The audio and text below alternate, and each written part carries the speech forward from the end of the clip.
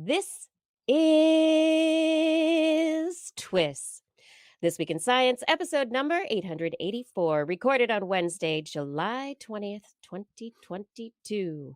How to moonwalk. Hey everyone, I'm Dr. Kiki, and tonight on the show, we will fill your head with imagination, earwax, and woodpeckers. But first, thanks to our amazing Patreon sponsors for their generous support of TWIS. You can become a part of the Patreon community at patreon.com/thisweekinscience. Disclaimer, disclaimer, disclaimer. In the ongoing battle between science and science deniers are winning. There is no deficit of information when it comes to climate change, environmental health benefits, sustainable energy, preventing the spread of diseases, and the health benefits of reproductive rights. The facts, the data, research, and scientific consensus are all there. And yet, science is losing ground to a coalition of anti-scientific beliefs. They found home in a political system that has been funded by anti-science sentiments for decades, starting with evolution. Then the harmful effects of smoking were, let's just say, cast in a much more glowing light. The heavily funded attacks on science after warnings about global warming, billions of dollars were spent. Relentless publicity campaigns and a deluge of multi-platform misinformation assassinated the public trust in science, just to support the goals of a few industries. Once that had saturated the minds with fear that science was part of a political agenda, all science, all expert advice remained framed as opposition to a political identity. With the heavy lifting done by church leaders, big tobacco, fossil fuel companies, it allowed for any anti-science beliefs to walk through that door. A motley crowd of religious authoritarians, white supremacists, flat earthers, anti-vaxxers, UFO enthusiasts, and a general cast of homophobic, xenophobic, anti-American extremists. A coalition of the willfully ignorant, educating others to distrust science, brainwashing them into fearing and resenting knowledge, inoculating them from learning, reason, and curiosity. And right now, seems to be working. To what end? How far will it go? Well, the end of science funding and the silencing of scientific experts. That is the goal of the anti-science coalition. Science still has a majority of support in the United States and thankfully the rest of the world, but it is slipping. One of the best things you can do to support science is just learn about it. Once you have knowledge, it cannot be easily taken away. And nowhere is that knowledge more easily on display than right here on This Week in Science. Coming up next. I've got the kind of mind I can't get enough. I want to learn everything. I want to fill it all up with new discoveries that happen every day of the week. There's only one place to go to find the knowledge I seek. I want to know what's happening. What's happening? What's happening this week in science? What's happening? What's happening? What's happening this week in science? Good science to you, Kiki and Blair. Good science to you too, Justin and Blair and everyone out there. Welcome to another episode of This Week in Science. We are all here today, ready to talk about science. Blair with her cephalopod mug. That's pretty fantastic. Oh, yes. Very cephalopodish. Yes. Many tentacles. Now, tonight, it's not cephalopod night. Unfortunately, Every we can't night's have that cephalopod night. in your world. But, we can't do that every night on this program. Okay. Tonight is, though, today has been the 53rd anniversary of Neil Armstrong's moonwalk. The Apollo 11 landing on the moon and the moonwalk that changed humanity forever, made our horizons larger, made us believe that we could dare to do great things together as humans, as a cohesive society on this pale blue dot, right? Oh, We've well, been we did it. striving It's together part of ever an- since. Yeah, that's what Yeah. I got from your Just whole intro there. Together Justin. ever since, except for the people that thought that the moon landing wasn't real. I don't want to talk about that. Anyway, we have science and technology to thank. We have math and human computers to thank for the past of our space industry. And as we move forward into the future, we've got a lot to look forward to. Maybe more moon landings, maybe some Mars landings. So exciting. But days like today, it's amazing to take a peek at history and think about what we have done as humans and also consider where we have yet to go. We have lots of good choices to make. Exactly. All right, tonight on the show, we have so much good science for you. I brought stories about hunger after a day in the sun, big dinosaurs, lava tube microbes, emotional memories, and language based on imagination. What did you bring, Justin? Oh, what do I got here? I've got helpful gonorrhea. No, what? It's Pass. well, you maybe not after you hear this story, especially you, Blair. You're going to be very thankful for gonorrhea here in a few minutes. Oh no. Oh boy. Oh boy. That Good is a old-fashioned- soundbite I'm not fond of. Evolutionary U-turns, hot-blooded mammals. Uh-huh. Mystery solved. Interesting Solved. story there. And then, what was the last one I had? And then an update on the Red Deer Cave people. Oh, Mystery solved there too, fantastic. maybe. Yeah. Blair, what is in the animal corner today? I have woodpeckers. I have bears. And then before that, I have saxophones and frozen organs. Okay, I was with you on the forest creatures until that's the you animal corner. suddenly took the U-turn to, or the exit. It was a swift Yeah. exit to saxophones. You but know, great. I have Okay. other interests in hey, guys, biology besides animals. Hey, What? you're just making more editing. What are you guys What- doing? Enough what with part- the chit chat. What Look at part all of this- biology includes the study of saxophones? Oh, I can't wait to find You're out. gonna hear. Awesome. Everyone, as we jump into the show here, I do want to remind you that if you have not yet subscribed to the This Week in Science podcast, you can find us all places that podcasts are found. Just look for This Week in Science on your favorite platform. We're also on YouTube, Facebook, and Twitch, where we stream live weekly at 8 p.m. every Wednesday night, Pacific time. And we can be found as TWIS Science on Twitch, on Twitter, and Instagram. If all this is just so much information, head over to twis.org, where you can find our website and all this information. Okay. Time for the science. Let's actually dig into it right now. It's so good to see both of you. I just am having fun chatting just at the top of the hour. Yes, I missed everybody while I was... Oh, Okay. But while I was away, the big news came out, and I did not get to chat with you all about the NASA Webb. yeah. This was like some sort of Murphy's Law terrible thing because you've been talking since before they launched. Yeah. For years. I've been you've talking about this the- telescope since since before they knew they were going to build this telescope. Since Yeah. before mirrors existed. You've just been Yeah. talking about it forever. This Yeah. has been one of Kiki's favorite subjects is the James Webb Telescope updates all along the way, and then it takes a picture and where is she? Yeah, better things to do. Not here. Nope. Yep. Yeah.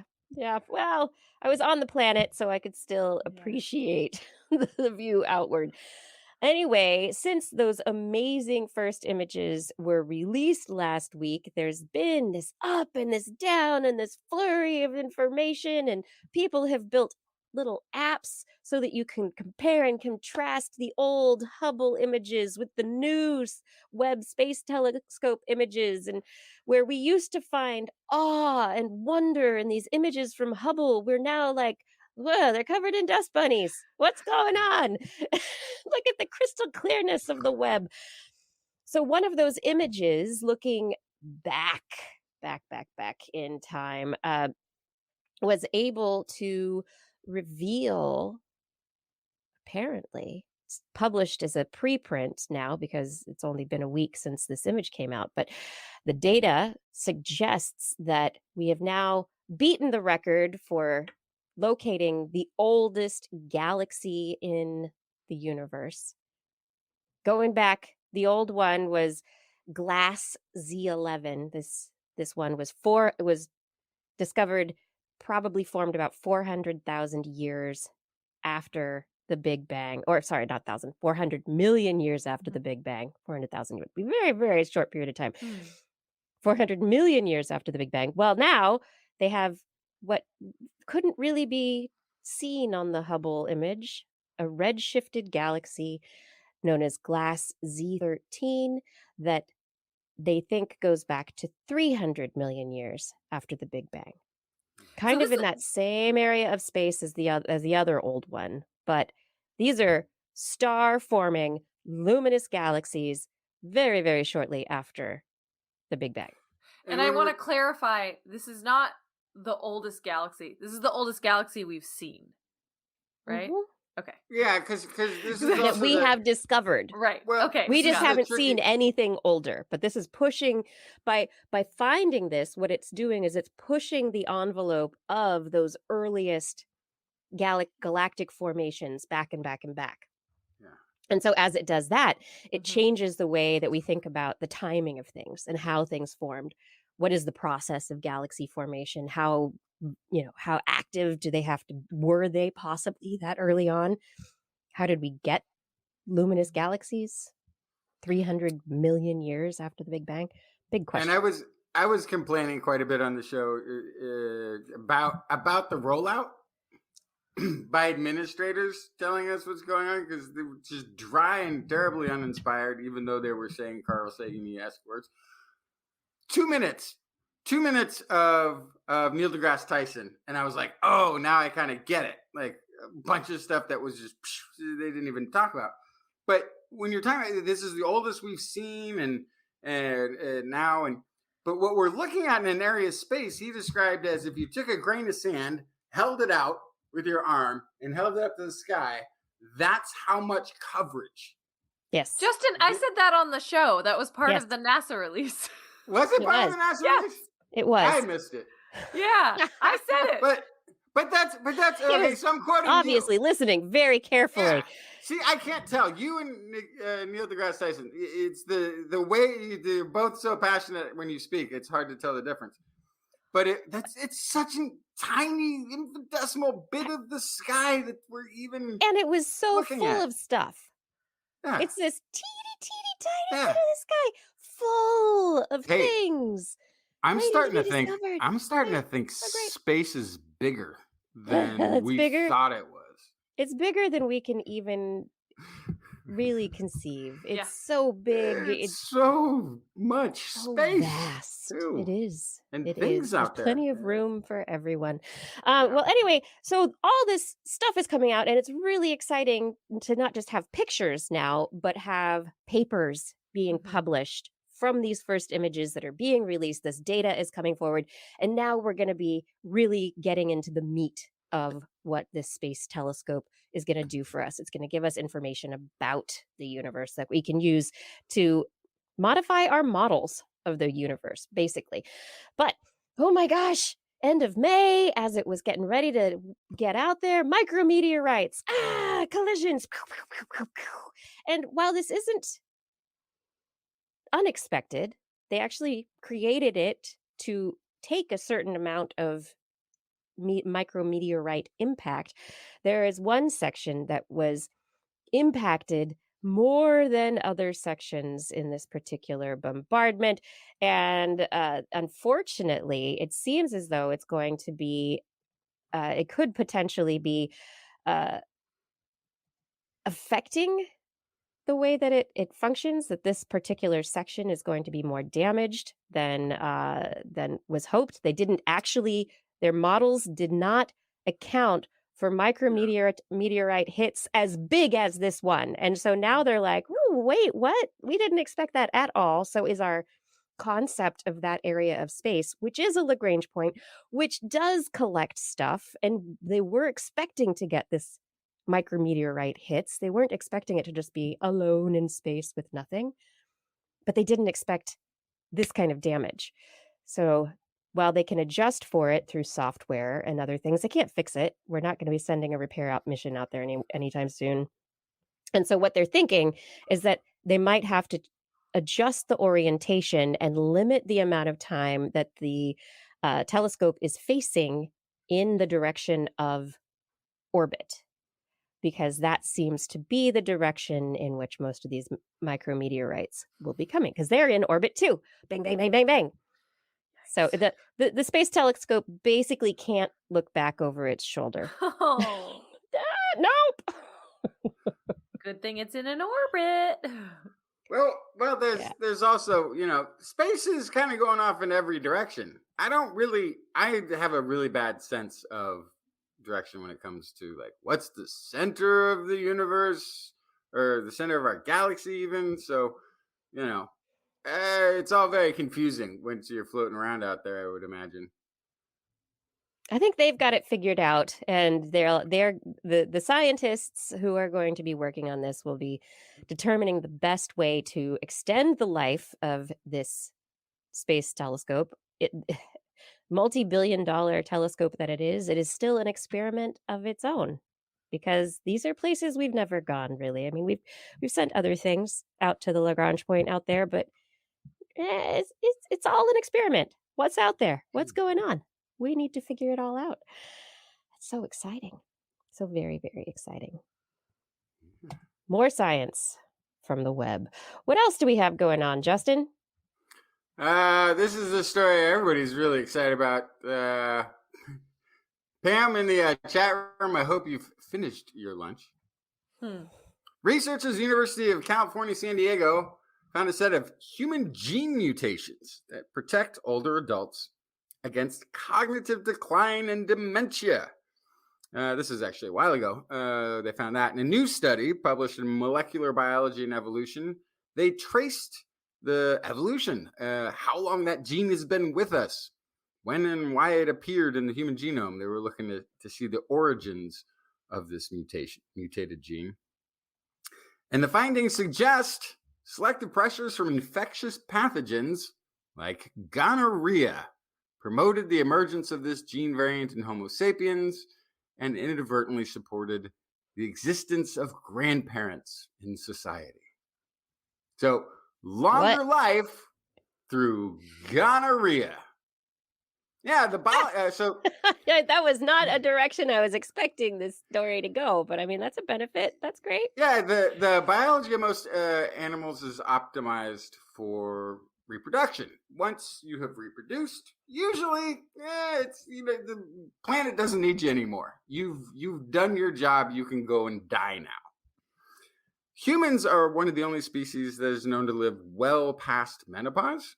And according to, we've got the grandmother hypothesis, which is that because older women provide an important support role to our slow rearing children, our little bambininis that they can't even walk, let alone run for years. It's very slow development with humans because of the giant brain, I guess. So that requires more young. So maybe that's why groups were favored. The longevity was favored in groups for that sort of child support. But this new finding might be offering us another reason. So when researchers compared the human and chimpanzee genomes, they found that humans have a unique version of the gene for making a receptor, CD33. And this little change isn't a really big change, but it's the CD33 is a receptor expressed in immune cells. So the standard receptor binds to a type of sugar called a sialic acid, and something that's all human cells are coated with. And this is how the immune system recognizes same. So the immune system's like, all right, we're looking to get rid of bad stuff. And it goes around, it checks, and it finds this little receptor with CD33 and goes, oh, nope, that's one of ours. Move along. There's nothing to attack here. It's part of the body. Keep going. So that it prevents autoimmune response. CD33 is also something that is expressed in brain immune cells, in the microglia, which helps to control neural inflammation. However, those microglia have an important role in clearing away damaged brain cells, which also have that same silic acid coating. So how does it know to get rid of them? It doesn't. Right. And so it's just you recognizing that signal molecule. Yeah.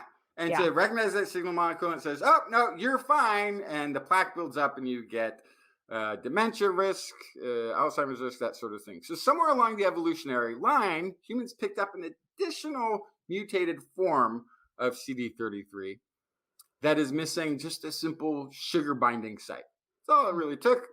And that mutated receptor no longer reacts to silic acids on damaged cells and plaques, allowing microglia then to break down and take out the garbage of the brain.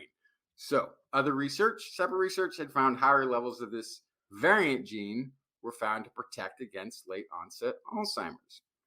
Researchers at UC San Diego found that this particular version of CD33 was also not present in Neanderthals or Denisovans. So these are our close evolutionary relatives. They checked the chimps the long time ago. We had a common ancestor. Nope, they don't have it, but we've got it. And now our cousins, our near cousins, also don't have it, which suggests the wisdom of care for healthy grandparents, having them as an advantage over other species. That longer longevity, that having the grandparents may have been a huge advantage over those other hominin species that have come along, which would also push the mutation forward. But how did it start? Very likely with a disease like gonorrhea, which does two things. One, it can be detrimental to reproductive health. Mm-hmm. So it's either, once that disease spreads, it becomes a selection filter. If you can't overcome this, then your species is done. Mm-hmm. And how did we overcome it? Well, some folks with this mutation for this non-sugar binding CD33 receptors, they managed to survive. And the reason is, gonorrhea is one of those few diseases that has that same silic acid coating and appears to be part of the body to the immune system. It tricks it. It mimics it. It's the wolf in sheep's clothing, and it gets in, and the body goes, "Oh, I guess you're fine," even though it's got like fangs and a cape. Right? It's doing the. Yeah. So this is the the mutation, the pressure, the evolutionary pressure is that arms race, and that particular sugar on the surface is allows it to sneak in, and the mutated CD33 was able to find it and identify it and attack it. Yeah, exactly. So we have, and then survival. Those individuals move on to later. Yep. So the longevity of humans may come down to good old-fashioned gonorrhea. Still not a great idea to want to get to not take it seriously as an STD. I don't think anybody was advising that. We're not. We just want to make sure it's still a very serious. But then again, if you're gonna get an STD, like if it just if there's no choice, that's probably one of the ones you want, isn't it? Just hope that you're one of the mutants. That's all. No, there's worse ones. Is all I'm saying. If you had to choose. I don't want to choose. Okay, we're not choosing this, but I need to find out right now, Blair, what is the worst instrument for COVID? Yes. Anything in the brass section. Right, wind instruments or just brass? Not just wind instruments, brass in particular. This is a study from Colorado State University. And early in the pandemic, CSU engineers were working in a bunch of ways to try to quantify respiratory particle emissions from things like singing and music playing. I think we talked about the singing study on this show. Yeah. Mhm. After that, they wanted to move on to instruments. There are a couple of reasons for this. One being, when is it safe to return to certain recreational activities? But the other reason I think ultimately is they wanted people to feel like their sacrifices in early days of the pandemic were actually useful. They weren't in vain, right? And so, spoiler alert, they were helpful. Is basically what this study is about. Good job. Yeah, so they used cutting-edge aerosol measurement chambers and recruited volunteers to perform in the chamber while aerosol emissions from themselves or their instruments were analyzed. They had 81 volunteer performers of both sexes and varied age, between 12 and 63. Some of them played wind instruments, including bassoon, clarinet, French horn, oboe, piccolo, saxophone, trombone, trumpet, and tuba. And they also had singers and people just talking in there too to kind of compare how these things all worked. So in general, musicians spread a lot more aerosols than people singing in general. Brass instruments on average produced 191% more aerosols than woodwinds. Being male was also associated with a 70% increase in emissions from instrument playing, most likely due to lung size and capacity, but they're not sure. The louder playing of brass instruments was associated with higher particle counts, but louder playing of woodwinds was not. Is that because woodwinds have a tendency with all the keys, you're covering things up, and so maybe... So this is my opinion, based on playing a woodwind. Yes. Saxophone is a woodwind. You have the reed in the way. The actual hole that's just a hole is like the equivalent of like two pieces of paper next to each other. Right. Where it's really hard to see. It's maybe a millimeter of space in between that reed and the space in the mouthpiece. And so even though you are pushing air through, if you're talking about aerosols, a lot of it hits that reed before it moves forward. Right. I was interested in this because reed and brasswind players, there's spit coming out of our instruments all the time. So it sounded like COVID. Yeah, not a good idea for sure. But the other thing, speaking of the keys, is they also tested bell covers. So the measurements with performers using bell covers in order to kind of stop the particle spread or slow it down seem to work on trombone, tuba, and trumpet with an average reduction of 53 to 73%, but no reduction in woodwinds. And that's because of the clickety-clackety keys. So the fact that there's all this air coming out of the keys on the side of the instrument, when you actually measure how much air comes out of the bell, and I play the bari sax that has even more keys than a lot of normal saxophones, by the time you try to measure any airflow coming out of the bottom of the bell, unless you are playing one specific note, most of the air is coming out of the sides of that instrument. Yeah. And so if you're trying to put a bell cover on, that's really not going to help. So this confirmed playing instruments, huge spreader of aerosols, and there was no safe way to do this during the early days of the pandemic before people were vaccinated. Similarly, I would argue, I'm going to tack onto that, if you're in band class and you're not feeling great, just tap out. Yeah. Keep that mask on. Because I'm sure in the early days of reopening schools in particular, I'm imagining that kids had to wear masks all day, except for in band class. I'm very curious how that worked out. But ultimately, this is something you have to keep in mind. We know that singing and laughing and yelling increased aerosols, but playing an instrument for sure is going to rocket that COVID all over the room.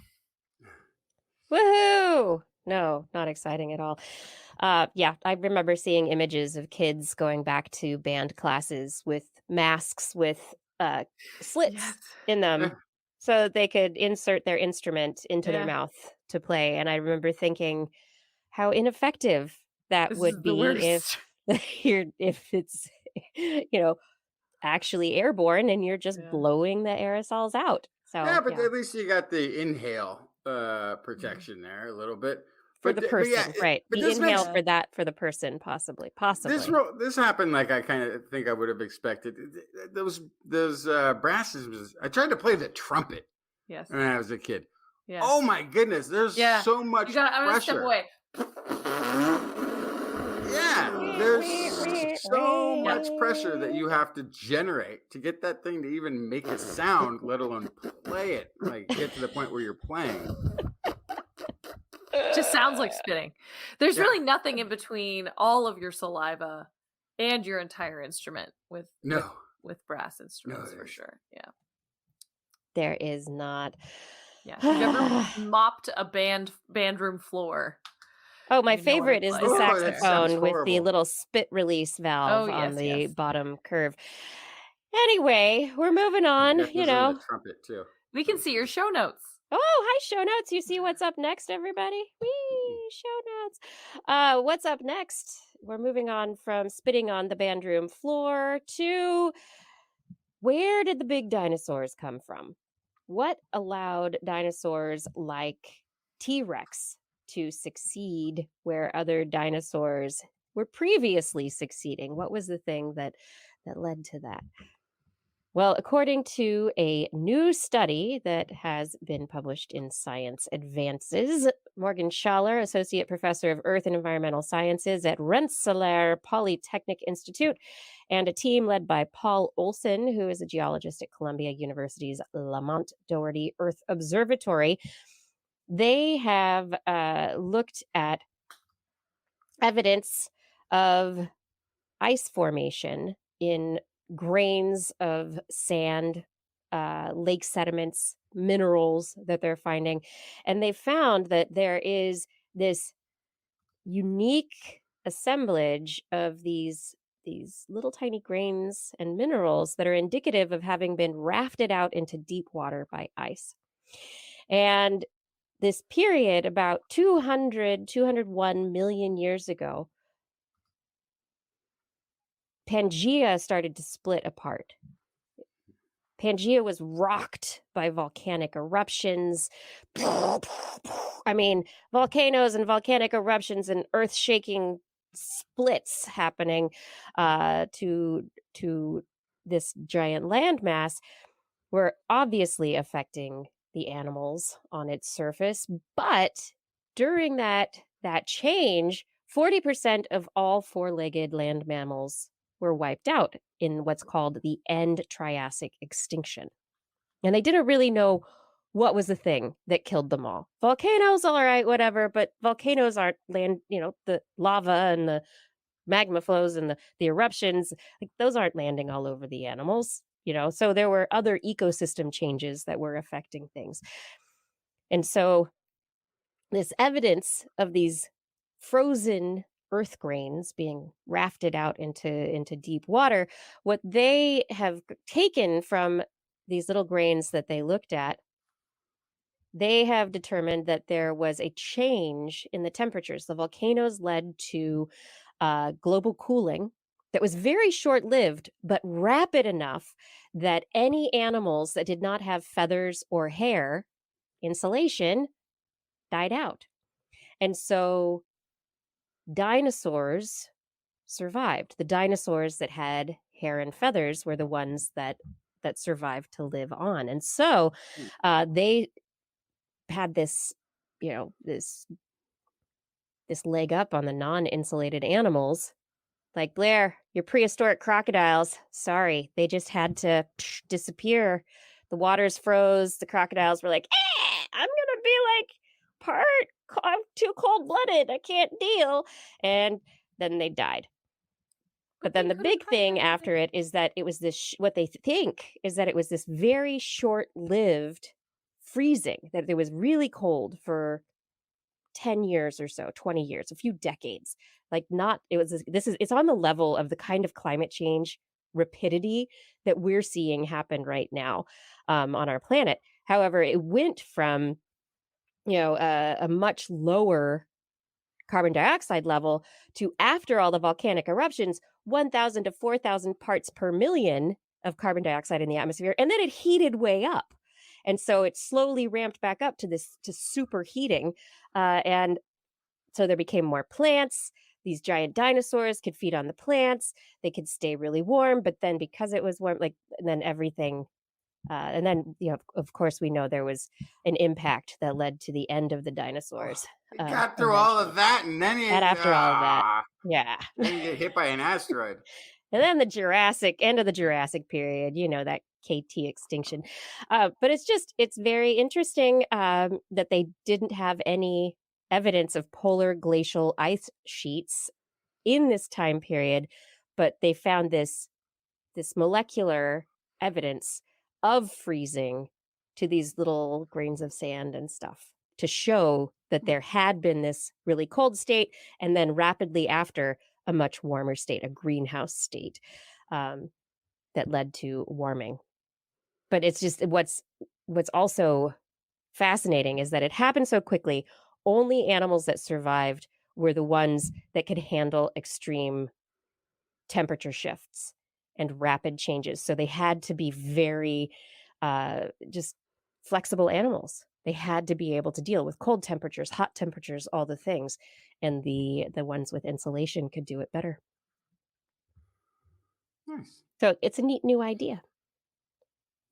Is that what happened? So I like that it's the feathers are fur, which the feathers some of the dinosaurs we now know would have had. Yeah. The fur maybe not so much, but also size you would think would help too, because there's a certain size where you're creating incredible amounts of interior temperature.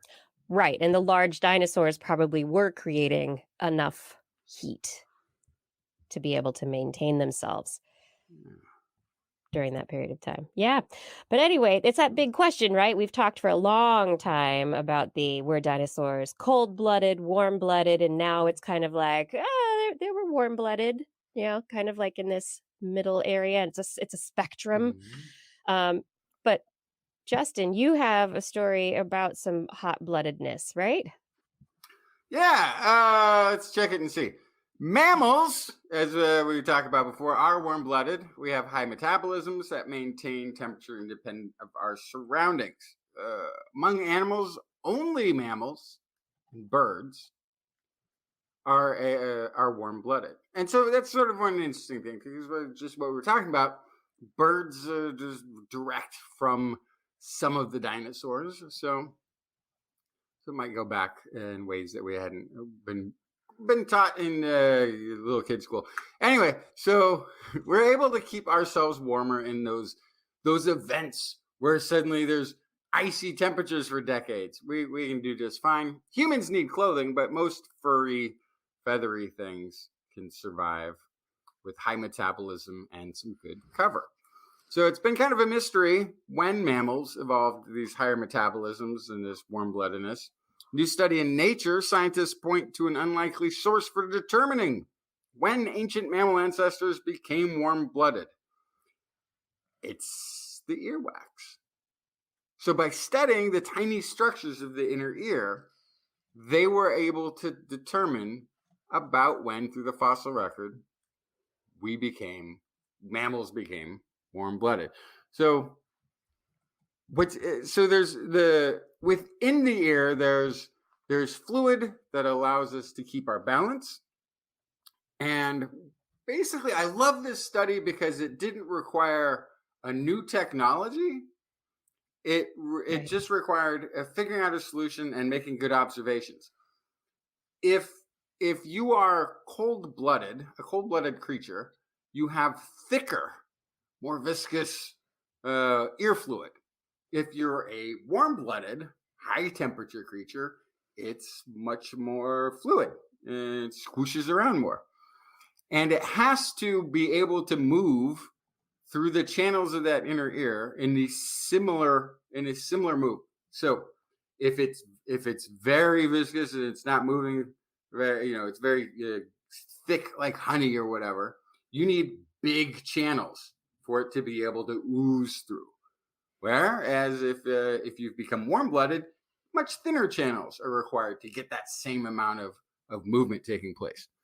Anyway, so just that they looked through vertebrates and they found that tiny canals filled with fluid that help us balance And the size of those canals was enough for them to determine when. And it's a pretty long time. So they say to track the evolutionary changes, researchers compared the size of the inner ear of 341 animals, 243 living, 64 extinct. They found that mammal ancestors didn't develop the kind of inner ear structure ideal for warm-blooded animals until 233 million years ago, nearly 20 million years later than scientists had previously thought warm-bloodedness evolved. Based on those, the other thing that happened right around that same time, we started getting furry. That's when it's at the same time that the ear is changing, fur is showing up on these little mammals. Gotta keep the earwax warm somehow. Gotta keep that, and also helps keeping all that heat for that high metabolism that the body's the heat you're generating there.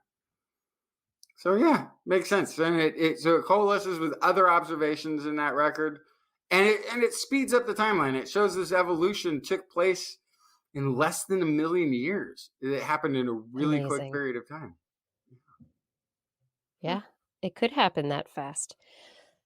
That's incredible. The inner ear to tell us where to go. So wait, can I ask one quick question though? I'm just thinking about like a alternative theory for you. Okay. If hair showed up at around the same time that these holes ended up shrinking, is it instead possible that the holes shrank because the hair in the ears, in and around the ear hole, prevented stuff from building up in the same way nose hairs do? Wait, what? I didn't understand. So, like, you have the hair in your ears keeps stuff from getting into your ears. Yeah, and it moves stuff around on the inner ear. I don't know. I just feel like that also is part of the story. Having hair in and around the ear is part of the story of your earwax. It is part of it. It's not like that. Even on really hairy animals, isn't that usually a little less hairy area on It's some... less hairy, but there is hair, and often a lot of the time the hair around there is more wiry. Mm-hmm. Okay. Yeah. Well, I think that once part of it is you don't need to sun yourself any longer. So you don't need to get an internal temperature raised by sitting out in the sun. So it frees up those bodies to then be covered and not need that direct interaction. And if you're working with a high metabolism rate where you've got a lot of heat, you might not want to get rid of it. You might want to be hanging on to it and conserve it longer so that you can go longer distances or survive longer in cold areas. And yes, we understand. I understand like why warm-bloodedness exists. I'm saying that why do hairy ears exist? That the ear hole for wax shrinking because bodies are getting hotter. What I am suggesting is perhaps it shrank because there were hairs to change the way wax builds up in the ear structurally. I wonder though, but wax doesn't come into the ear from externally. It's created within the ear. There are genetic components to your earwax. Right. Like even among humans, you can have stickier or more fluid earwax. There's a variation in the earwax that you can have in your ear that's genetically determined. I think these are very, very interesting questions, though, Blair. I think you need to run an evolutionary experiment in which you genetically modify some kind of creature to have more ear hair. We could genetically modify a Justin. I bet we could use. Or you could just shave someone's ears. Probably getting ear hair as he ages. Oh wait, what? No, just take twins and shave someone's ear hairs off. You're done. Shave the ear hairs and see what happens to the earwax. You can't hear us anymore. Let's see, Blair. Why do you like frozen rat livers? This is such a fun story. I was very excited to bring this story.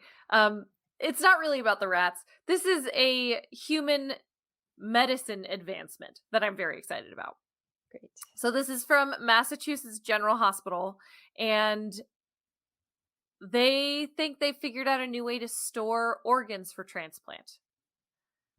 So I'm very excited about it. Yeah. Did you know end-stage organ failure is the #1 cause of death in the United States? I didn't. So the ability to replace organs with transplants could save millions of lives around the world. A big part of the problem is not the lack of organs, but the availability to get an organ from a deceased individual into a transplant. Contestant is the wrong word. What's the word? Subject? Somebody who's on the list and been approved for a transplant. Getting it to them quickly enough, because the organ cannot survive that long outside of the body. Clinical standard for organ preservation is hypothermic preservation at 4 degrees Celsius, but that is just a few hours to move that organ from the deceased into someone who needs it. In this study, they succeeded in freezing rodent livers to extend preservation during transit 5-fold by adapting strategies they found in the animal kingdom. They were looking at a type of frog, the wood frog, which goes to high sub-zero temperatures, which is about as low as minus 15 degrees Celsius. And they can stay alive at those temperatures for weeks to months. Now, in Kiki's story, it was cold for 10 years, and that's why those crocodiles didn't survive. But if it was weeks to months, they might have been okay. That's because a lot of animals have actually found ways to survive being frozen temporarily. And so they mimicked this. They used this high sub-zero temperature range from -4 to -20 Celsius. And they were able to have a deeper metabolic stasis in these frozen rat livers than their standard of +4. And this avoided many of the above mentioned challenges of cryogenic storage, which I didn't actually mention yet. Well, anyway, if you store things too cold, they can actually they get ice crystals. Yeah, they get ice crystals. And that breaks the cells, and then the cells blood leak. can't move, and it completely falls apart. We know this. You can't use a totally frozen rock solid organ in a person afterwards. No, but so this not is even after you thaw it. It has to be frozen very carefully. This is partial freezing. So this is what the frogs do too. So it is a thermodynamically stable frozen state. There is frozen parts of the body and unfrozen parts of the body so that it limits ice damage and excessive dehydration. Dehydration is the other big thing that can happen. Freezer burn, basically, right? Mm-hmm. And so by mimicking the frogs, they were able to keep this liver going for 5 times as long. Amazing. And this is partially because they had been looking at really, really low temperatures, like -80 Celsius, is what they've tested in the past. They're like, let's freeze the heck out of it. No, just do a high sub-zero temperature range like they do in the animal kingdom, and you might be able to keep organs going for a lot longer. I think it's fantastic. Mm-hmm. I mean, you don't want it in your own body until after it's heated back up. They heat it back up, get rid of those cryoprotective agents, and heat it back up again. But that's important. Get it you don't in want there. a cold liver. Yeah. Speaking of heating back up, when you've been in the sun all day long, you come inside, are you hungry or not? No, not at all. I don't want to eat anything if I'm too hot.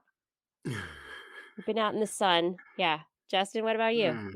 Well, it depends on where you want to. Like, I don't want a hot pizza right now, but maybe some ice cream. Well, according to a new study, researchers have determined that after spending time in the sun, men are hungrier than women. There you go. Yes. Yeah, they looked at 3,000 Israelis of both sexes, all sexes, including self-reports from students who had spent time in the sun, combined with the results of a genetic study in a lab model. And what they've determined is that the skin itself is it produces metabolic and endocrine signals that affect hunger in the brain. And these signals turn down hunger in the female brain, but turn it up in the male brain. That's funny. Which is, yeah, it's a little funny. You could kind of go, well, why? We don't know why, but this was the result that they found. We don't really understand the why behind it, but what and the interesting aspect of this too is that sun exposure in the skin, it activates P53, which is a cancer-related protein. Usually P53 is going in, checking on cells, going, you okay?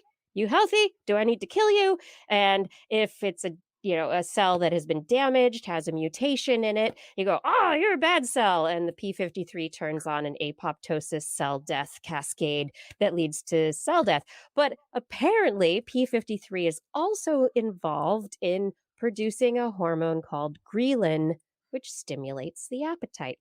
And so estrogen in women blocks this interaction, but not in men. So anyone who has increased, and we can say, don't have to split it just by the genders, but say anyone who has increased levels of estrogen in the places where this ghrelin is going to be, the P53 and the ghrelin, it's going to be blocking that action and will lead to an inhibited appetite, less estrogen, and you will see a more stimulated appetite. It's kind of why this turned out this way. It's just maybe a thing that happens just because we happen to have these different hormone levels. There might not be any evolutionary reason, really. It's not going to hurt or help you too much, I don't think. Right. But it is very interesting. So, the take-home message is, if you're going to the beach, just make sure you stop by that ice cream shop for the guys on the way home. Mm-hmm.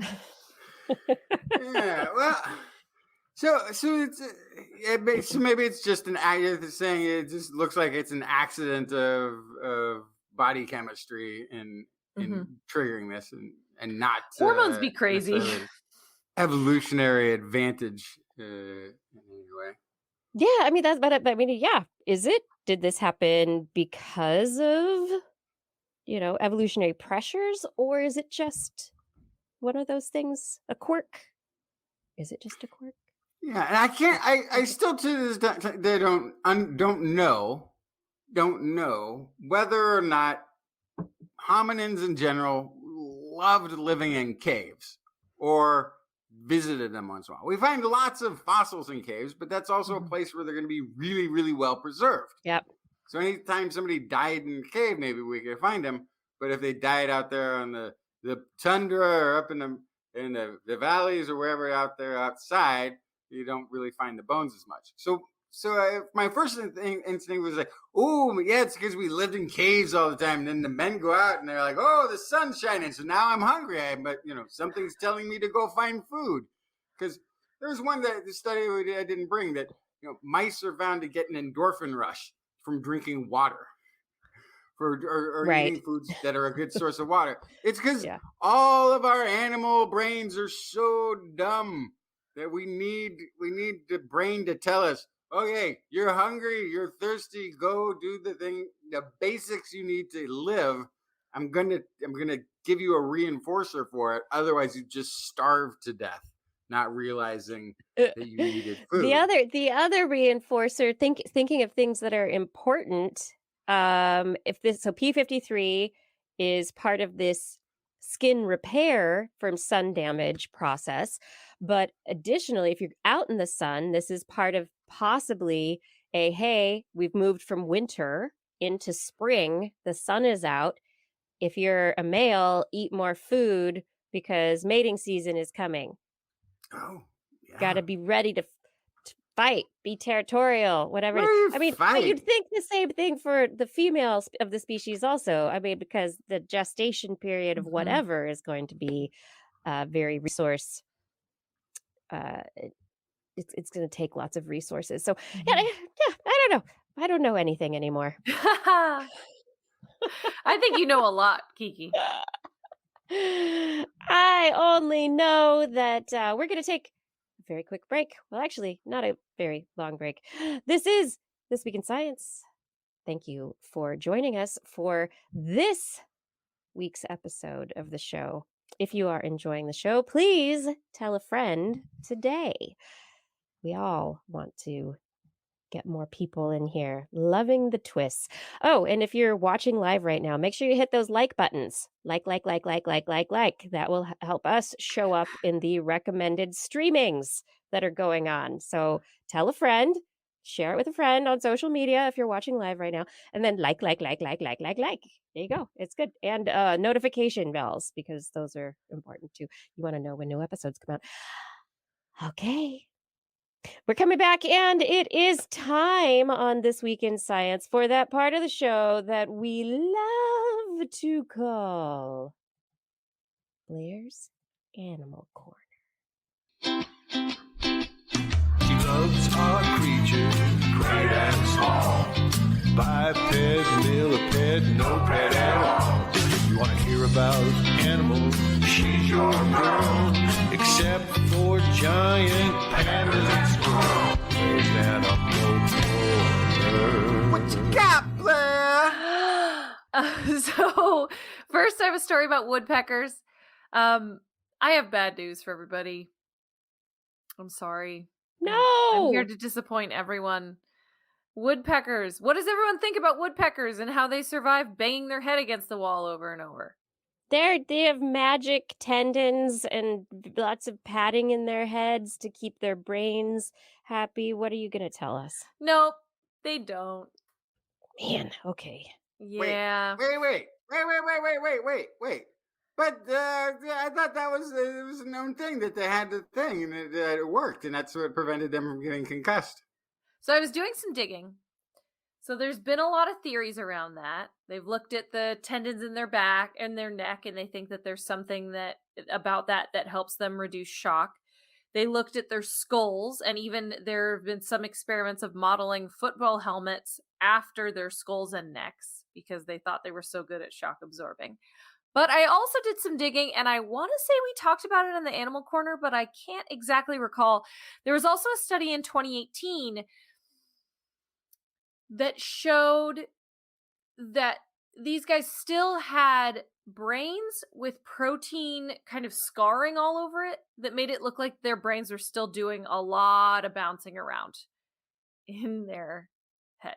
And so what I need to know now is this on the level of brain damage that we are seeing in football players with this brain trauma, and do woodpeckers then have aggression issues? Right. Great questions. So part 1, researchers analyzed high-speed videos of woodpeckers and found that they do not absorb the shock of their impact with trees at all.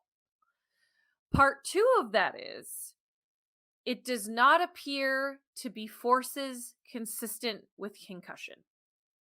Even the strongest shocks from over 100 pecks that they analyzed would still be safer for the woodpeckers' brains based on their calculations, and that they are lower than what we consider a human concussion. Which is why you don't see a whole lot of woodpecker linebackers in the NFL. Because they couldn't handle the pressure. Yeah, so there's a couple things going on here. They think a lot of this has to do with the fact that they just have a smaller brain. And their whole bodies are smaller. Think about how Real massive force though. Yes. Yeah. So if their overall mass of their head that they're hitting against the tree, even if it's very fast, if the mass is low, the overall force is also lower, right? So the fact that they're little tiny birds helps. But on top of that, the fact that their brain is small also means that it's not at the very edge. I picture our brain and our skull and the fact that everything's maxed out, right? But these guys, they have a tinier brain, so there's less at stake, I suppose, and there's also just generally less force. So yeah, and I really, those of you listening, check out the videos. You can really see it looks so it looks like they're breaking their neck every time they do it. And that's what I would argue is why going through their head Yeah, from and I each would impact. argue Yeah. that's what those tendons are about. Aren't Yeah. about protecting their brain, but it's about protecting their neck Hmm. from injury. Interesting. That would be Yeah. my guess, just based on these videos and what this research found. But the real reason this research is so important is exactly what I mentioned before. Engineers have used the anatomy of the woodpecker as a source of inspiration for shock-absorbing materials and helmets. If woodpeckers are not shock-absorbing, that's bad. Yeah, what does that mean for these shock-absorbing helmets? Yeah. And Yes. this isn't some Well- crazy new technology. This is high-speed video. We've had this for some time. So I think there was an expectation. This was kind of like leading the witness almost in this, right? Like people were like, ooh, woodpeckers, they must get concussions, right? The only way they can't is if they're absorbing the shock somehow. And then that was the hypothesis, and whether it was I'm sure it wasn't done intentionally, but I want to think that this is it was looked for so much it was found. And new research is showing maybe that's not actually what's going on. And so I just before the Animal Corner did a story about getting inspiration from animals for organ transplant. And so getting inspiration from the wild animals is great, because evolution is a great tester. And like, that's the best field testing in the world, is evolution. So if you can properly model an adaptation that exists in the world in wild animals, that is a great place to go to try to do things that we make ourselves. However, you have to make sure that the adaptation that you're choosing actually exists and actually does the thing you want it to do. And so Yeah. that's the part that's kind of shocking. Ha ha ha. Yeah. So a big part of the helmets that you're talking about that are being designed for the NFL, a big part of that is to protect players' health. Mhm. But the bigger part of it is to reduce liability of the NFL and make it look like they're doing something. And So- help the It PR did of it for something. sure. Yes. Yeah. And Yeah, so that's why it's there were these, still dangerous. like, I searched football woodpecker and there were pages of hits about using woodpeckers as inspiration to make better health. And it was headlines like woodpeckers saving the NFL for future generations. Yeah. Like, okay. Not exactly. That's a spin. Yeah. Yeah. Oh boy. What's your next study, Blair? Yes, female bears. They have quite a challenge when it's time for them to hibernate with their cubs, Right. because not only do they need to find a place that is not too close to other female bears and cubs, and is not too close to a road or other predators, or maybe has other resources that they need while they're getting ready to sleep. Also, House maybe hunting is not too hard. far away from humans. Very hard. But Very the hard. other thing they have to do is make sure it's not too close to any male bears. And that is because male bears like to kill baby bears so that the females will go back into estrus and they can try again to have babies this year. That is a thing about bears that you all know now. But Yeah, similar to many other species of Mhm. mammals, you get rid of the offspring, and then it provides a Mhm. stimulus for the female to try again. Yeah. Got to do it again. Okay. It's the game. That's the game of evolution, right? You're trying to propagate your DNA. This is how male bears do it. And so females, one of the things they have to do when they have cubs is make sure to stay far, far away from males as much as they can. So this new study from Nottingham Trent University, Spanish National Research Council, the Biodiversity Research Institute in Spain, the University of Lyon, and the Czech University of Life Sciences wanted to look at Cantabrian mountain bears, they're brown bears, over 20 years. And their numbers have been growing, which is good. That means conservation work is working. But that also means that once the dominant females have started occupying the best locations, things with good resources at higher altitudes, near rugged terrain, and away from bears and humans, then the other bears that weren't able to get those best spots start to go to the next best thing, which surprisingly ends up being somewhat closer to humans than researchers would expect. And the hypothesis is that this is because where humans are, male bears are not.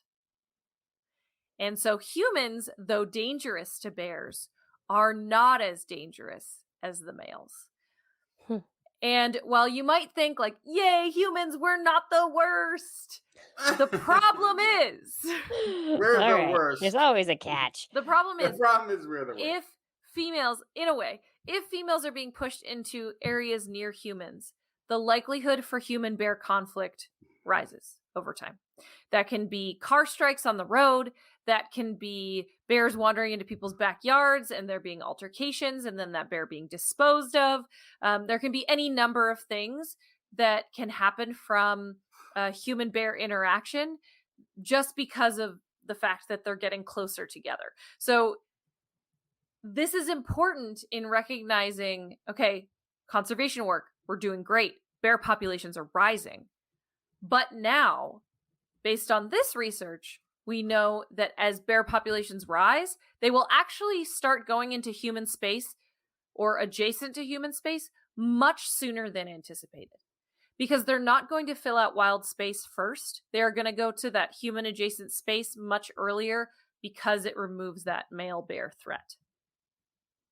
So that means if there's a lot of good bear area near a road, barrier, maybe you want to close that barrier during a very specific time of year when the females and cubs are getting ready to go down for hibernation or when they first wake up. You can close that for a short amount of time and way reduce the amount of interactions that would happen otherwise. So there is management strategy that can be created from this information. If the bears play along, like the only time I've seen a bear with cubs was wandering down the road in South Lake Tahoe, but like through an area of like rental winter house cabin kind of things. I was very surprised. I've seen him, also wandering near people, but like either very rural or on the edge of a camp to come and check where people have been making food and that sort of thing. But this was the only time I've seen him like walking down a road, and it was a mother bear and a couple of cubs trailing. And it seemed like the most insane place for a mother bear to be taking the cubs until this story. Now I realize that was the safer choice, maybe, than if there's still a male dangerous. bear in there. Yeah, still dangerous, but safer. But nobody is like, oh no, like let's go kill the bear in Tahoe. But right. Most of the time, people go, oh, it's a bear, and yeah. But actually, it was maybe a mile from the casino strip. It was like it wasn't that far away from it. I'm sure they see bears there all the time, hanging out at the craps table. Don't need thumbs for that one. Just push the dice. Throw the dice. Toss the die. Roulette too. And another lucky winner right over here, bud. Yeah. So next time you see those mama bears with their cubs, just know that they're getting away from the abusive spouse or potential spouse. Potential spouse, exactly. Yeah. Hey, this is This Week in Science. We are here again talking about science. We're all so glad to be here, and we're glad that you're here with us. If you love this program, be a part of making it happen every week. Help us produce this show by supporting us on Patreon. If you head over to twist.org, click on our Patreon link, it'll take you to our Patreon community where you can choose your level of support, $10 and more per month, and we will thank you by name at the end of the show. And there are some other fun gifts for various levels of support. But it is your support that does keep this show going.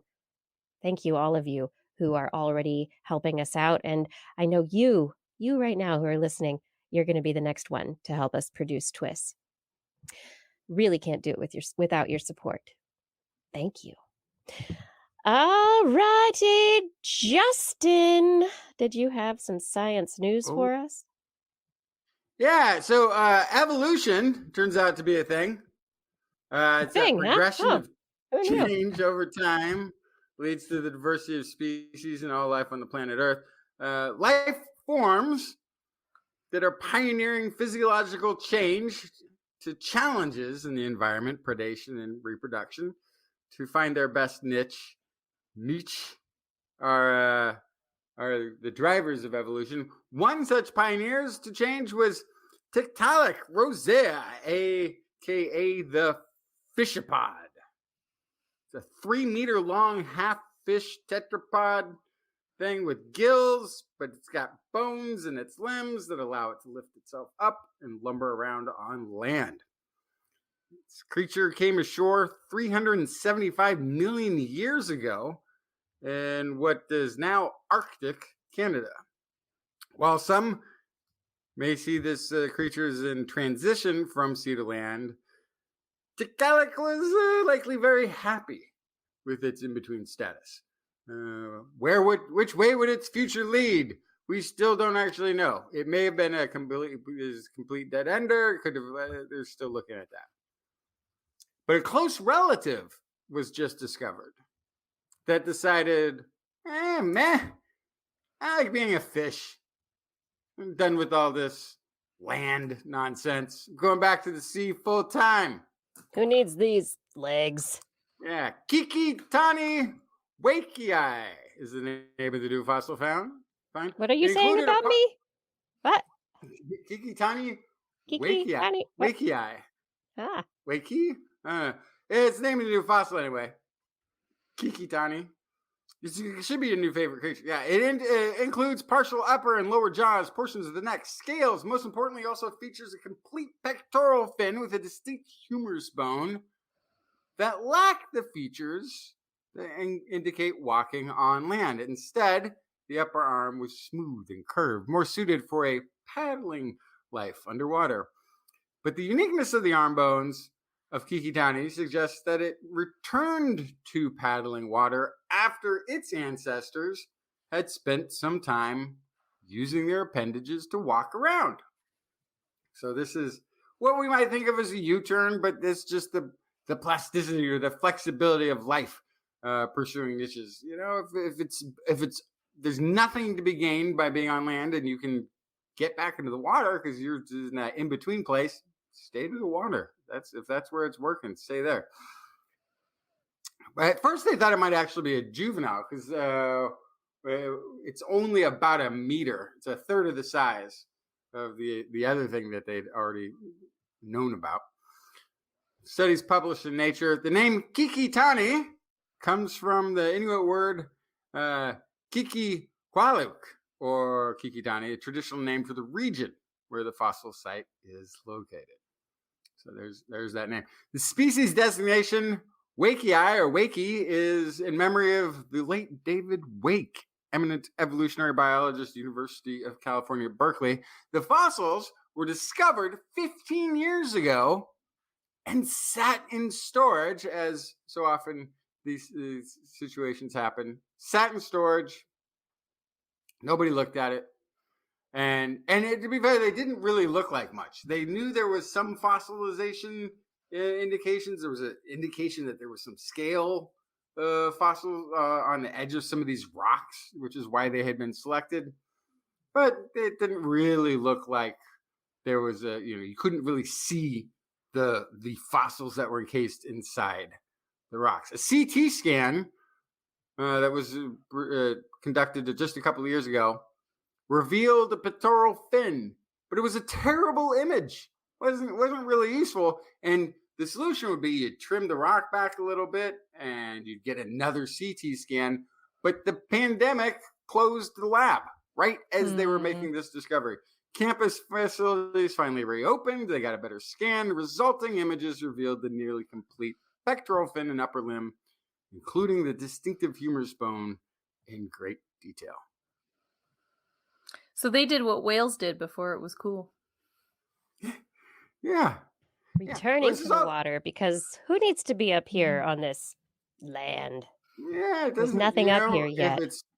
If it's not working out for you, it's just not working out for you. It's every time I go in a pool and I get out, all I want to do is return to the back water. in the water. That's all I want. You're like the opposite of a Jaws movie. Yes. Just get back in the water. Yeah, I guess the Tiktaalik has been used as a meme for this whole pandemic thing. Like, I'll just stay in the water. I don't need to evolve anything. I don't need to go out. But yeah. And then my very last story ever today is an update on the mysterious Red Deer Cave people. So we found this is a thing that was found, and they found the bones, and they thought, oh gosh, we don't know what this is. You've got Homo sapiens, you got Denisovans, you got Neanderthals, and then they were saying, oh, but this thing is different than all of them. This is they discovered this years ago in a cave in southern China. I think we reported about it at the time. Now it's being published in the journal Current Biology. Researchers suggest the mysterious hominin is a modern human. Previous morphology work had a hard time classifying the fossil because the skull cap had characteristics that looked Neanderthal.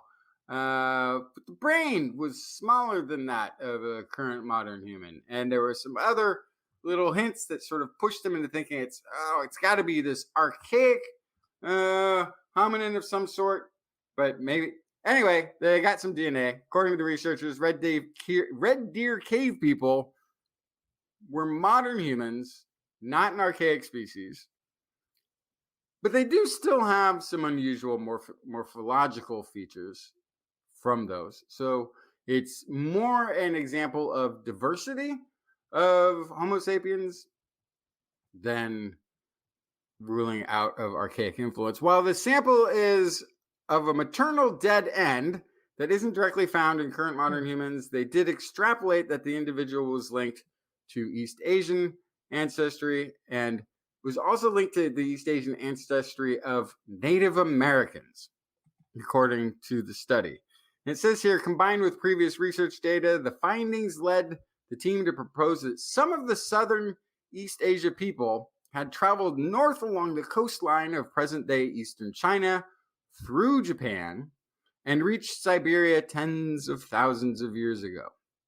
So I found this interesting for a couple of reasons.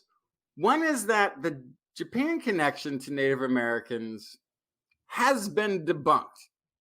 It was an idea based on morphological comparisons to an ancient population of Japan, but then, not that maybe 3-4 years ago, 5 years ago, not even 5 years ago, DNA was obtained from those ancient Japanese populations, and that DNA showed there was not a relation. There was not an ancestral link to current Native Americans. So, and again, these Red Deer Cave people are dated at 14,000 years old, while Native American history is at least double that. So there's timeline issues. And it's not to say that Native American ancestor signal isn't also present in Red Deer Cave individual that they were looking at, but as in every case where they've tried to give an explanation for the Native American populations in the Americas, or the Native American population, the example they give as having that ancestral link is much younger than the populating of the Americas. Huh. Okay. So, I mean, we saw this in the Tamir Basin. Folks were like, "Oh, look, they're part of this population that is, expanded into the Americas." And there's even this sort of mystery group that we've only seen basically through DNA and I think one fossil find, which was I think ancient North Asians is what it's called. And that ancient find is less than 20,000 years old. And so still we have Native American examples of populated Americas that go back maybe even 10,000 years past that. So there's still a big problem. 14th, and in this case, talking at least 10, 12, 14,000 years between this link in DNA and Native American populations already being in the Americas. If you went one direction, you could have come back, because you also didn't have an ice age for most of that time. This is also what we've learned about the populating of the Americas. It was already there when the glaciation was at its height, which means they didn't just go around it, but were likely in the Americas ahead of the glaciation event. So there's all sorts of timelines, but I just find it interesting that some things in anthropology persist. And everybody had pushed Kennewick Man, the ancient one, to be of this Japanese population. If you go back and look at 2016, 2017 articles at the time, every single one of them mentions it, because it was a theory people were pushing ahead of the evidence because it fit with what they wanted it to be. And that's a problem. And when it came out that there is no link, that it is not, there's no link to these. I can't remember what the name of them was, the ancient Japanese population that predated the current genomics. But there wasn't a link. And yet it still seems to show up. I've seen it show up in several of these versions of the populating of Americas. They want to push them through Japan for some reason. Yeah, that's an interesting pathway that they want that to take. But the big take home here, though, I guess, is the red deer people. That was just modern humans. Yeah, with some mystery people, and not a missing archaic unto itself. Yes, right. Not a special branch. Yes.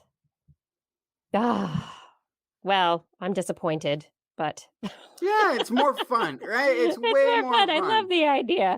We'll find others. It'll be okay. We just go out there and look. Archaeologists, get out there. Find them. I have a couple of stories for the end of our show. Yeah. You ready for some stories? My first story, I had to wait until after 9 p.m. Pacific time because it was embargoed until 6 o'clock Central European summertime, which is 9 p.m. Pacific time. Yikes. So I put this one at the end of the show. I put it towards the end. It's right there. This is breaking. This is breaking news. Yes, published in Frontiers journal. Frontiers in microbiology. Researchers have been delving into the microbiological inhabitants of volcanic habitats in Hawaii, lava caves, geothermal vents, places that have, we think of, lava, magma, hot stuff. What's going to live there? Well, lava caves, lava tubes at one point, yes, they were formed by flowing lava, magma beneath the surface of the earth, and they have since cooled and hardened. So they are simply volcanic rock with lots of minerals. And who are the microbiological species that come in to inhabit these spaces once they have gotten a little bit older? So they looked at these kind of older habitats and then younger, like under 400 years old active geothermal vents, much hotter. They're much there's a lot more stuff going on in them. They compared a number of these lava caves and geothermal vents on in Hawaii, which, as we know, the Hawaiian Islands have been formed as a chain of oceanic volcanoes, right? These volcanic islands are ongoing in their eruptions. But how does life exist in extreme environments? This is the big question that they were getting into. Nobody had ever really looked into this before in Hawaii. However, they had determined that there are lots and lots of microbes in these volcanic habitats. And so they said, oh, which ones are where? What's living in different places? Anyway, they found out that there are some bacteria that have never been identified. Ooh, surprise, surprise, from a group called Chloroflexi. These Chloroflexi bacteria, they seem to be not incredibly dense in terms of their population numbers, but they are in all of these habitats and they are hub species. Very often, these Chloroflexi are bacterial species that they haven't identified specifically. They just know they're in a certain group because they looked at one particular gene. And so they're like, oh, this group has that mutation and this group has that mutation, but we don't know who the individuals are. Anyway, Chloroflexi are hub species, which means that they interact with other species very often. And what the key take home from this study is that there are lots more species in the there's a high number of species in these lava caves, these older lava caves. They've got lots of stuff going on, lots of numbers of individuals, lots of interconnectedness between different groups. And it's obvious that it's like they are the later stage of ecosystem development as far as microbiomes go. And that the very dynamic geothermal vents are the spaces in which there's actually even higher bacterial diversity, and very often what they seem to see is that there is competition between bacteria of the same group. And so in the earlier, younger ecosystems, there maybe are more of the same kinds, same groupings of bacteria, and then in the later lava tubes, there are fewer. So if you have a Chloroflexi, you only have like one Chloroflexi. And that they all kind of, these groups, they fight for certain roles within the ecosystems.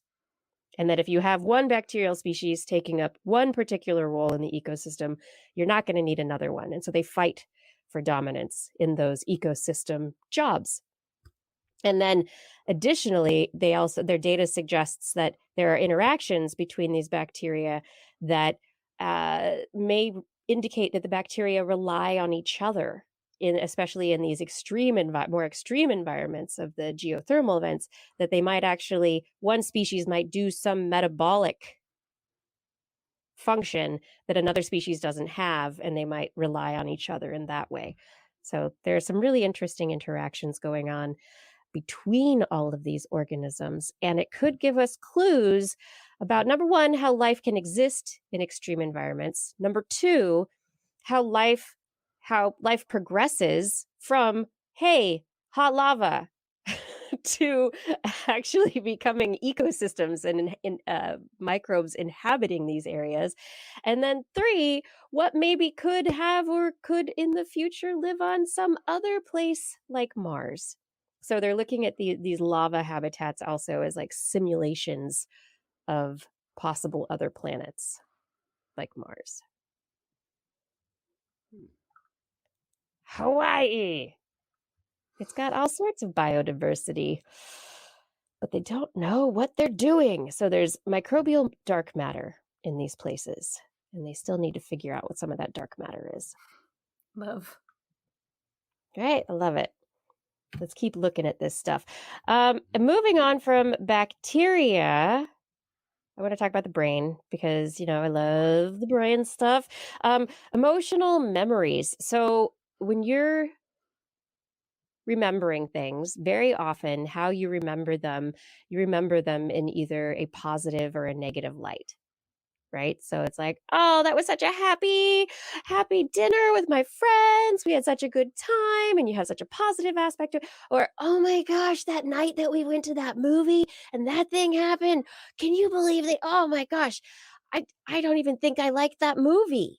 Like everything was bad. The popcorn tasted terrible. Everything was awful. Yeah. So your memories get emotional tags on them. And we know that this is in part impacted by how our amygdala, our basolateral amygdala is working during the experience of an event, and then how it gets laid down as a memory. But there's always been this big question of like, really, truly, like, what is it that ties together a memory as a positive memory or a negative memory? And what is it that like really solidifies that affect within your brain? And so some researchers just published in Nature this last week their research out of the Salk Institute, looking at these fundamental processes. How you remember whether something's good or bad. Bad apple, good pie. Like how do you remember? Can I guess? Yes. It's that if it's especially good or especially bad, would it just be like the frequency with which you replay that memory in your head? Is it? That is a great guess. Oh, but no, that's not the right answer. Not the right answer. Yeah. So the idea behind the affect of something in animals, if a human, an animal, any animal is going to be seeking out an experience again, that experience should probably be associated with good feelings. Also involves maybe in dopamine reward system, right? Yes. If you want to avoid something, yeah, if you want to avoid something, you want it to be negatively associated. Don't go to that dark alleyway again. That was a bad idea. Don't don't eat that weird fish stew. That was a bad idea. So you want to have these associations. It helps with survival. It helps with learning. It helps with our ability to be motivated to perform various functions in our daily lives. And so they have in their research, this researcher, Kay Tai, she discovered a group of neurons in the basolateral amygdala that helps to assign valence. And one set of the neurons was active when things are good, and one set of neurons was active when they were bad. So it's like, woo, awesome. The neurons are in charge. She went even deeper, and her team was able to determine that there is actually, it comes down to one molecule, a hormone signaling molecule called neurotensin. Neurotensin is also involved in vasodilation of our arteries, our veins, like our blood flow. Vasotensin is very important in the body, but it's very important. That was where it was first. Neurotensin was discovered first with relation to our circulatory system, but we know now that it's very important and active within the amygdala and the hypothalamus. And they knew that this neuropeptide is produced by the cells with this valence processing in the basolateral amygdala. But, there's some other neurotransmitters in there too. So they're like, it could really be anything. And so they used CRISPR to take neurotensin out. And those mice that they took neurotensin out of could not learn good. They only learned bad. They could not associate positivity with anything.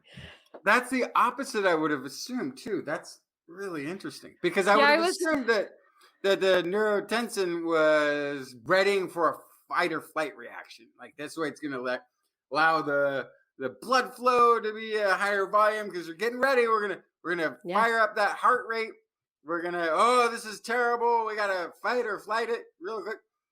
And so I would have think that eliminating that would have eliminated that negative emotional response memory, but it did the opposite. It did the opposite. Yeah. And I think that's Wow. one of the interesting results of this is that what it implies is that our brain, the animal mammalian brain, of course, this is mice, but we can probably assume the mammalian brain is very similar in this regard in general, that the default state without the neurotensin, the default state is fear. Right. That's what's The going to keep you default alive state, is yeah. fear. Mm-hmm. I don't like it. Run away. Oh my gosh, run away. Ah, ah. Default state, preserve self, everything's scary.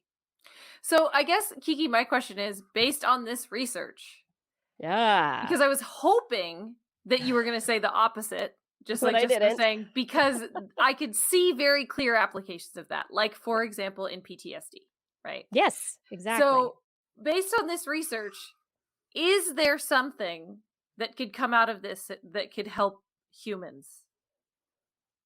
Yeah, so if we could use therapeutic agents to target the neurotensin pathway, you could add neurotensin to a system.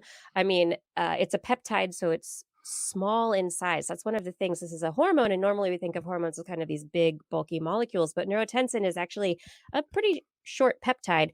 So there's the possibility that we could be able to get stuff that targets it past the blood-brain barrier, maybe, to get into the brain to have an effect. Or there could be other pathways to be able to get into it. But yes, And now I want to know we could if there's manipulate it, increase neurotensin, and lead to, reliving like PTSD treatment, the reliving of experiments, re-experiencing them, but with increased neurotensin to try to give them a positive affect. Yeah, and like I also there's lots of nasty things you could talk about with PTSD, but I'll give you a really silly example, which is I went through a really terrible, disgusting, knockdown, drag out breakup while I was eating hummus and pita chips. And I was not No. able to eat hummus for, God, I think close to a decade. And and I think that, I mean, I would have loved it if you could have just fixed that, because that was one of my favorite foods. And I was like, this is ruined. It's ruined. It's terrible. I hate it. I hate Hummus is ruined. I can eat it now, but for a while it was a problem. So yeah. if So you this could reduce that not just association. PTSD, but just anxiety in general also, which is becoming more and more of a problem for people. We could make hummus better for everyone. But I'm wondering now if there's also, if there's natural deficiencies or blockers or something like this that are in there that, like what you just said, lead to things like anxiety disorders, or we should test the psychopaths. Figure out if So the one thing I'm wondering, so neurotensin, like I said, it's responsible for some physiological functions related to the circulatory system also. And neurotensin is one of these hormones that tends to be more locally released, although I do wonder, like, is it, I don't know, have these researchers looked into the drugs that already are on the market to treat targeting neurotensin, blood pressure? Because there are drugs that do target that pathway already. And how do those affect the affect of individuals? Was there a difference in these people's affect before and after they started taking those drugs? So there are actually tests. There's probably data already out there on drugs that are already on the market. So that could be very cool. But then there's the question, does it get past, can you get past the blood-brain barrier? Is there a difference there? Because you don't necessarily want to be affecting blood pressure while you're trying to make somebody happy or think more positively about something. And my final story for the night has to do with where language came from. Our complex language with all its if, ands, and buts. But we have so many aspects of complexity to our language, and it seems as though our language just came out of nowhere. Where did it come from? How did we get this ability? Researchers historically have come forward with the idea that it was a co-development of our speech systems, the physical speech production systems, and the brain ability, the brain structures and ability to actually produce complex speech. But a researcher has just published a study it's a study and also a review of this whole field in research ideas and outcomes. Has some experimental findings looking at this question of language evolution and in kids who have had language development issues.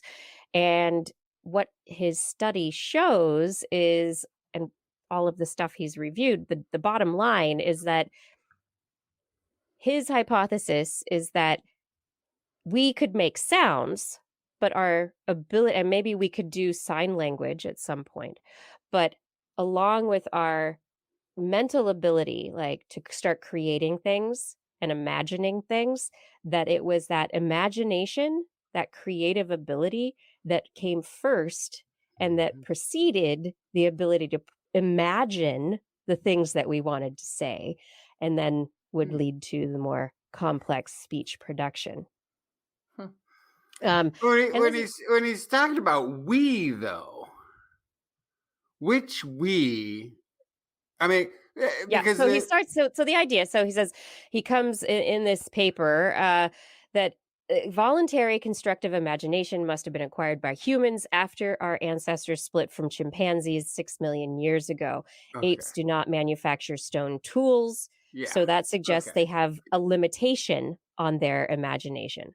And Blair, they do construct various tools of different kinds. And so, they have we'll just go with this for a second. And then he says that our ancestors started manufacturing crude mode 1 choppers 3.3 million years ago. This is an indication of voluntary imagination. 2 million years ago were symmetrical mode 2 hand axes.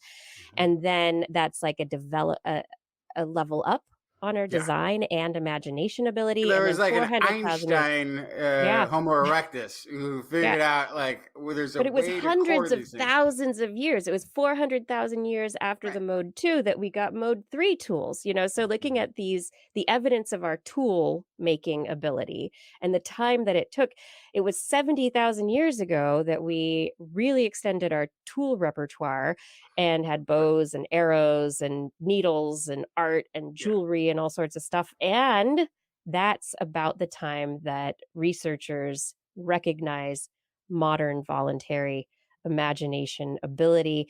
And it was around there that our language probably popped in. So here's the thing with that, though. We just talked about keeping the same technology alive and passing it down for hundreds of we talked about how do you do that without language? Yeah, like it doesn't Sign make language. sense.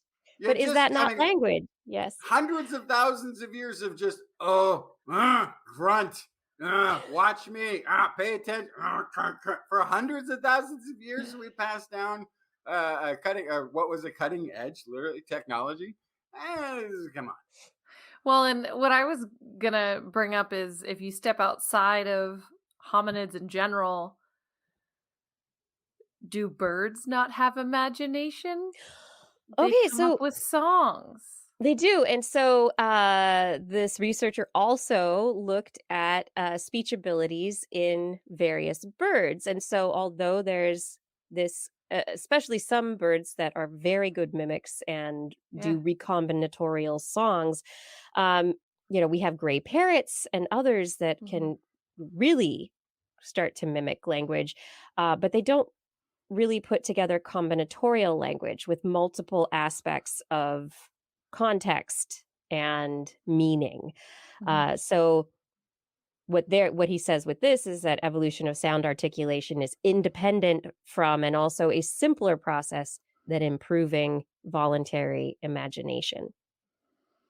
But I love I mean, this is, still, this is a hypothesis. This is an idea that this researcher is putting forward. He's put together, his basis of facts, right? He's put together these various levels, human evolution, where in our tool making ability, also our speech ability, whereas little kids, they can create sounds and start to speak at a young age. Like, by 2 years old, your kid is saying a lot of words, but it's not until later that they start really putting together complex combinatorial language. And so if we think of it from a phylogenetic perspective, maybe that indicates the ontogeny in some way.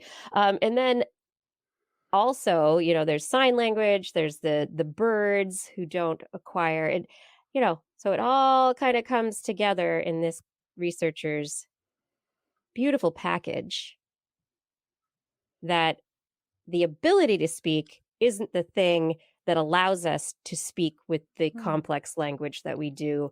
It's the evolution of voluntary imagination that led to this, that the voice box was maybe there, but it took creativity, imagination to get to the point where we could make the mouth sounds that we want. Yeah. I don't know. I just feel like they're limiting the definition of imagination so specifically, right, that it's tough for me. Like, think about a bower bird. And it is sort of and what they make in their bower, and the fact that they can conceptually understand what things will look like to someone else when they are putting things in one space. That brings to me a concept of imagination, because you are able to conjure up what something will look like when you put it in a place when it's not there. And it's creative. And it's I think I totally understand that language is something very special that we have, and there has to be specific things that brought us to that space.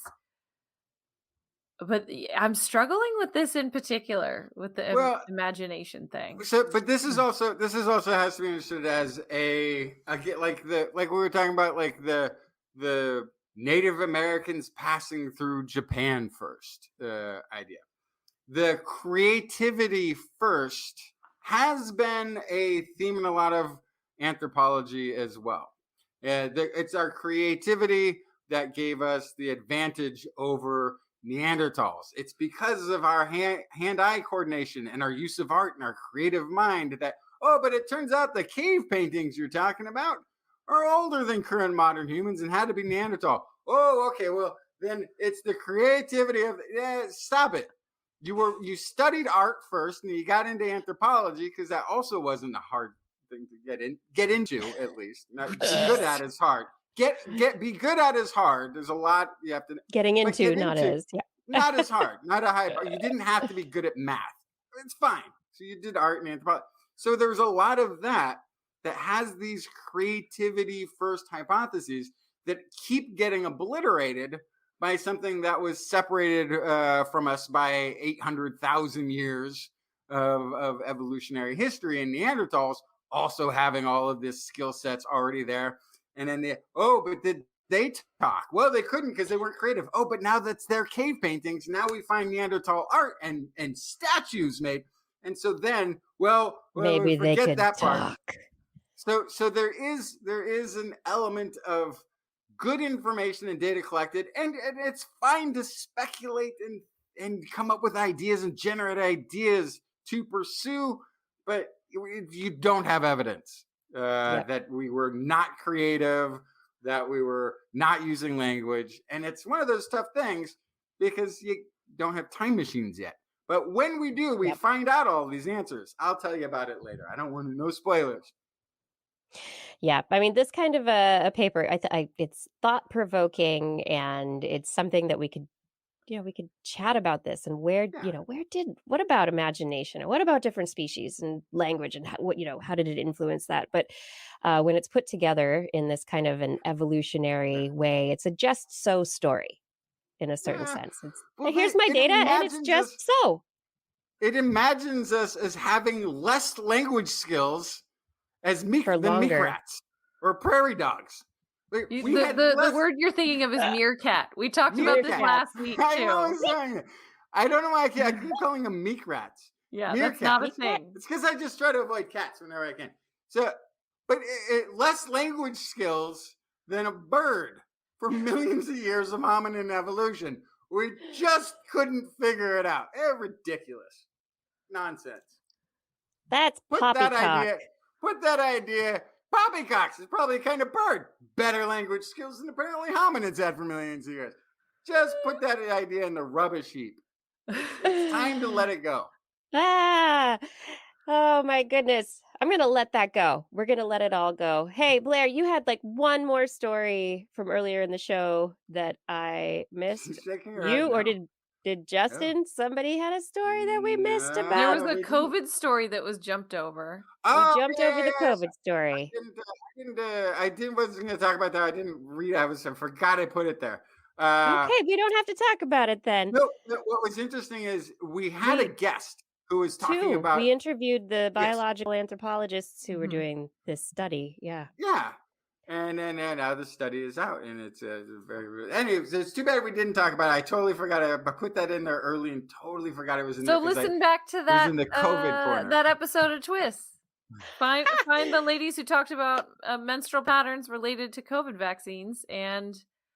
Yeah. So the big take home is yes, they did see an effect that women did seem to see a significant portion of women did seem to see changes to their menstrual pattern or their lack thereof for women who had gone into post menopause, even that there were breakthrough bleeding moments. And so changes because of vaccination for COVID.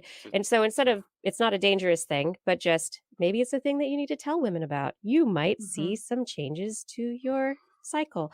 So that's the bottom line. But yeah, they found some data. There's more to be done. And ask them questions about their reproductive cycle. Yes. And we should maybe do that in things. Do that more for more vaccines too, because I would bet that we would find it for a lot of them. Do that in pharmaceutical tests. Do it in everything. This is the problem. Nobody wants to. Nobody wants to ask these questions. It's not gross. It's fine. It's how life happens. Get over it. Take care of people with uteruses. Thank you. Good night. Oh, yes. And on that note, yes, take care of fellow humans. Those with uteruses, definitely. I think we've come to the end of the show. Did we do it? Yes, we did it. Woohoo. I would love to thank you for a great show. And I want to thank all of our listeners for joining us for this episode. Shout outs to Fada. Thank you so much. Especially, this is extra thanks to everyone over the last few weeks as I haven't been here.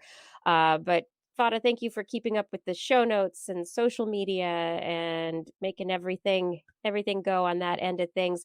Gord, thank you for being here, and Arnlore and everyone who helps keep these chat rooms above board and good places to be. Thank you for being here every week. Identity 4, thank you for recording the show. And Rachel, thank you for your editing assistance and other assistance. And thank you to all of our Patreon sponsors. Thank you too. Teresa Smith, James Schaefer, Richard Badge, Kent Northcote, Rick Loveman, Pierre Velazar, Ralphie Figueroa, John Ratnaswamy, Carl Kornfeld, Carrie Tazi, Woody MS, Chris Wozniak, Dave Bunn, Vegard Shefstad, Hal Snyder, Donathan Stiles, a.k.a. Don Stylo, John Lee, Ali Coffin, Gaurav Sharma, Ragan, Derek Schmidt, Don Mundus, Stephen Albron, Daryl Marshak, Stu Pollock, Andrew Swanson, Fredis104, Sky Luke, Paul Ronovich, Kevin Brearden, Noodles, Jack, Brian Carrington, Matt Bass, Vote Beto for Texas, John McKee, Greg Riley, Mark Hessenflow, Gene Tellier, Steve Leisman, a.k.a. Zima, Ken Hayes, Howard Tan, Christopher Rappin, Dana Pearson, Richard, Brendan Minish, Johnny Gridley, Remy Day, Flying Out, Christopher Dreyer, Artyom, Greg Briggs, John Atwood, Rudy Garcia, Dave Wilkinson, Rodney Lewis, Paul, Philip Shane, Kurt Larson, Craig Landon, Sue Doster, Jason Olds, Dave Neighbor, Eric Knapp, E.O., Kevin Parachan, Aaron Luthen, Steve DePel, Bob Calder, Marjorie, Paul D. Disney, David Simmerly, Patrick Pecoraro, Tony Steele, and Jason Roberts. Thank you all for your support on Patreon. And if you would like to support us on Patreon, head over to twist.org and click on the Patreon link for more information. On next week's show, we will be back Wednesday, 8 p.m. Pacific time, broadcasting live from our YouTube and Facebook channels and from twist.org/live. Hey, want to listen to us as a podcast? Maybe while you use your imagination to do some arts and crafts? Just search for This Week in Science wherever podcasts are found. If you enjoyed the show, get your friends to subscribe as well. For more information on anything you've heard here today, show notes and links to stories will be available on our website, www.twis.org. You can also contact us directly. Email Kirsten at thisweekinscience.com, Justin at twistminion@gmail.com, or me, Blair, at blairbaz@twis.org. Just be sure to put TWIS, TWIS, in the subject line, or your email will be spam filtered through a baritone saxophone. Go through the curl, go down, go back up, go out the bell. I'll be playing a low A at the time, so all of the valves will be closed. Go shoot straight out of that into the atmosphere and get stuck smack onto the James Webb Telescope at the second Lagrange point. So, wow, that one's really not coming back. No. Or you could just reach out to us on the Twitter, where we are at TWIS Science, at Dr. Kiki, at Jacksonfly, and at Blair's Menagerie. We love your feedback. If there's a topic you would like us to cover or address, a suggestion for an interview, a haiku that comes due tonight, please let us know. We'll be back here next week, and we hope you'll join us again for more great science news. And if you've learned anything from the show, remember, it's all in your head. This Week in Science. This Week in Science. This Week in Science. This Week in Science, it's the end of the world. So I'm setting up shop, got my banner unfurled. It says the scientist is in, I'm gonna sell my advice. Show them how to stop the robots with a simple device. I'll reverse global warming with a wave of my hand. And all it'll cost you is a couple of grand. 'Cause this week's science is coming your way. So everybody listen to what I say. I use the scientific method for all that it's worth. And I'll broadcast my opinion all over the earth. 'Cause it's This Week in Science. This Week in Science. This Week in Science. Science. Science. Science. Science. This Week in Science. This Week in Science. This Week in Science. This Week in Science. This Week in Science. This Week in Science. This Week in Science. This Week in Science.